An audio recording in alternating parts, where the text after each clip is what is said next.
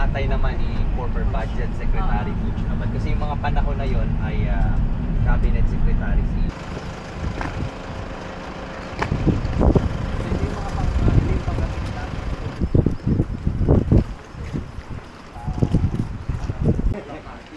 kaya pag malaking kaya malaking kahapon yung dagat mo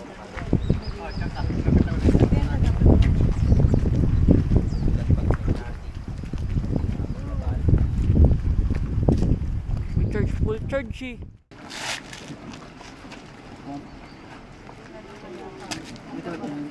Ay, pag babae pala yun. Punahe. Gusto mo takbo sa ano? Sa bahay? Kaso originally na-establish na itayo siya ng 1787. At itong simbahan na ito ay napasama din sa 26 cultural icon ng National Commission on Culture and the Arts because the unique preservation ng Kabuman. Halos lahat ito original pa rin except dun sa kisame and bubong kasi napalitan na. And look at the doorstep ay corals pa rin. So pinalitadahan na lamang. And even the aisle is since 1700s pa rin. Welcome po.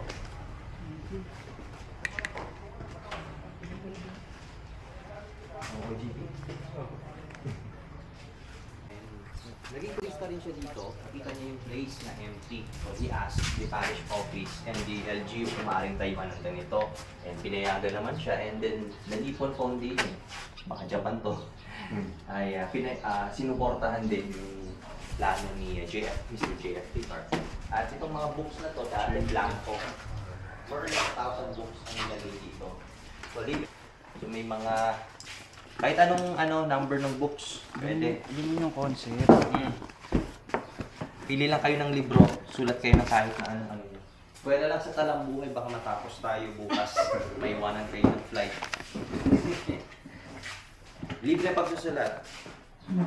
This is the second. I'll be back. Bakit hindi gumagana to? Thank you, Mati.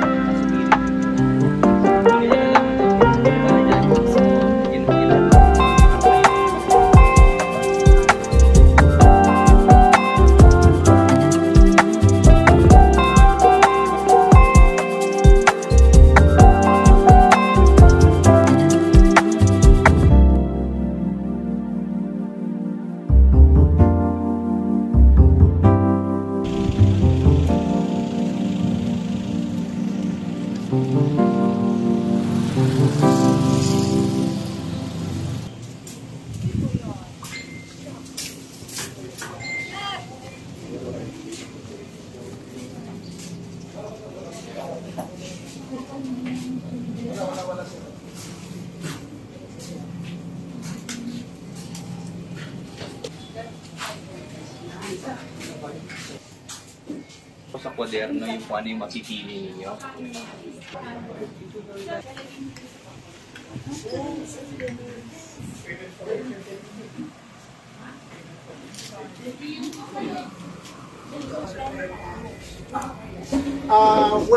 What we call a heart lung machine, no? Kasi the heart needs to be stopped from pumping while being operated.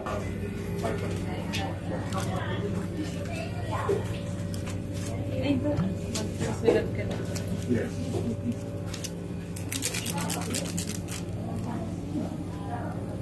May bayad ba? Wala. Tignan mo sa ano. May nakalagay na. Wala kasi siyang ano. Siguro.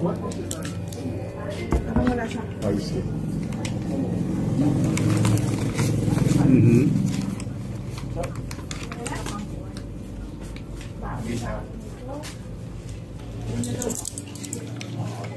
Yes, so, apparently, this problem was more of a stroke rather than